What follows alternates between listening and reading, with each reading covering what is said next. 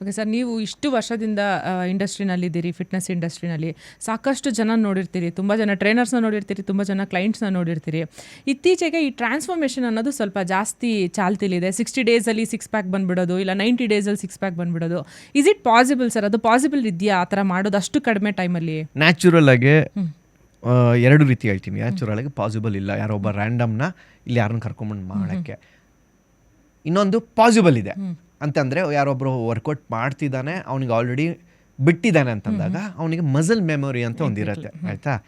ಮಾಡಿದಾಗ muscle memory ಇಮಿಡಿಯೇಟಾಗಿ regain ಆಗುತ್ತೆ, ಬರುತ್ತೆ. ಓಕೆ, ನನ್ನ ಪ್ರಶ್ನೆ ಇಷ್ಟೇ, ಈ ಟ್ರಾನ್ಸ್ಫಾರ್ಮೇಷನ್ ಫಿಟ್ನೆಸ್ 3 ಮಂತ್ಸ್ 3 ತಿಂಗಳು ಮಾಡಿಬಿಟ್ಟು 6 ಪ್ಯಾಕ್ ಆದಮೇಲೆ 4ನೇ ತಿಂಗಳು ಏನು ಅಂತ, ಅಷ್ಟೇನಾ ಅಂತ?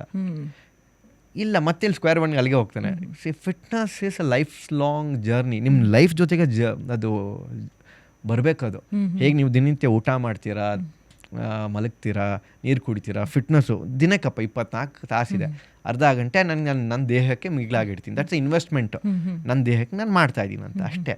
It should be journey of your life fitness ಅನ್ನೋದು. ಆ 3 ತಿಂಗಳು ಟ್ರಾನ್ಸ್ಫಾರ್ಮೇಷನ್ ಅಲ್ಲ ಅದು ಎವ್ರಿ ಡೇ ನಮ್ಗೊಂದು ಆಕ್ಟಿವಿಟಿ ಇದೆ. ಅದು ನೀವು ಟೈಮ್ ಅದು ಓಕೆ. ನಾವು ಜಿಮ್ ಇವಾಗ ನೋಡಿ, ನೀವು ವರ್ಕೌಟ್ ಮಾಡ್ತೀರಾ ಅಂತಂದ್ರಿ, ಓಕೆ, ನೀವು ಒಂದಿನ ವರ್ಕೌಟ್ ಮಾಡಿಲ್ಲ ಹೆಂಗೆ ಫೀಲ್ ಆಗುತ್ತೆ? ಹೌದು ಸರ್, ಅದು ಒಂದಿನ ವರ್ಕೌಟ್ ಮಾಡಲ್ಲ ಅಂದ್ರೂ ಕಳ್ಕೊಂಡಿದ್ದೀನಿ ಅಂತ ವರ್ಕೌಟ್ ಮಾಡಿದಾಗ ಎಷ್ಟು ಖುಷಿಯಾಗಿ ಬರ್ತೀರಾ, ಏನ್ ಅದು ಥ್ರೂ ಔಟ್ ಡೇ ಒಂಥರ.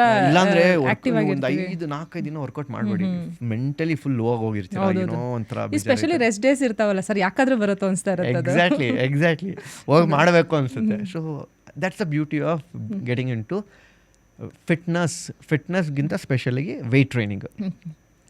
ಓಕೆ ಸರ್, ಈ ರೆಸ್ಟ್ ಡೇ ಅಂತಂದಿದ್ದಕ್ಕೆ ಅದ್ರ ಬಗ್ಗೆನೇ ಕ್ವಶನ್ ಕೇಳ್ತೀನಿ ನಾನು. ಈ ರೆಸ್ಟ್ ಅನ್ನೋದು ಎಷ್ಟು ಇಂಪಾರ್ಟೆಂಟ್ ಆಗುತ್ತೆ ಸರ್? ಆ್ಯಂಡ್ ಸ್ಪೆಷಲಿ ನಿದ್ದೆ ಅನ್ನೋದು, ಮನುಷ್ಯನಿಗೆ ಊಟ ಎಷ್ಟು ಮುಖ್ಯನೋ ನಿದ್ದೆನೂ ಅಷ್ಟೇ ಮುಖ್ಯ. ಅದರಲ್ಲೂ ವೆಯ್ಟ್ ಟ್ರೈನಿಂಗ್ ಮಾಡ್ತಾ ಇದ್ದಾರೆ ಅಂತಂದಾಗ ತುಂಬಾ ಇಂಪಾರ್ಟೆಂಟ್ ಆಗುತ್ತೆ. ನೀವು ಅದ್ರ ಬಗ್ಗೆ ಏನು ಹೇಳ್ತೀರಿ ಸರ್? ಇವಾಗ ನಿಮ್ಗೆ ಮಸಲ್ ಬಿಲ್ಡ್ ಆಗಬೇಕಂದ್ರೆ ಜಿಮ್ಮಲ್ಲಿ ಅಲ್ಲ, ಜಿಮ್ಮಲ್ಲಿ you are breaking down your muscle fibres, ಕರೆಕ್ಟಾ? ಅದನ್ನು ರಿಪೇರ್ ಮಾಡಿ ರಿಕವರಿ ಮಾಡೋದೇ ನಿಮ್ಮ ರೆಸ್ಟ್ ಪೀರಿಯಡಲ್ಲೇ. ಹೇಗೆ?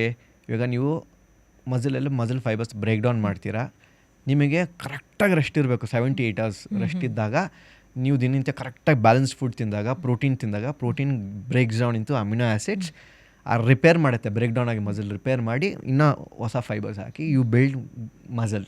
So rest is so important. Rest ಮಾಡೋದ್ರಿಂದನೇ ನಿಮಗೆ ಮಸಲ್ ಬಿಲ್ಡ್ ಆಗೋದು, ಅಷ್ಟೇ ಸಿಂಪಲ್. ಸೊ ನಿದ್ದೆ ತುಂಬ ಇಂಪಾರ್ಟೆಂಟ್, ವೆರಿ ವೆರಿ ಇಂಪಾರ್ಟೆಂಟ್.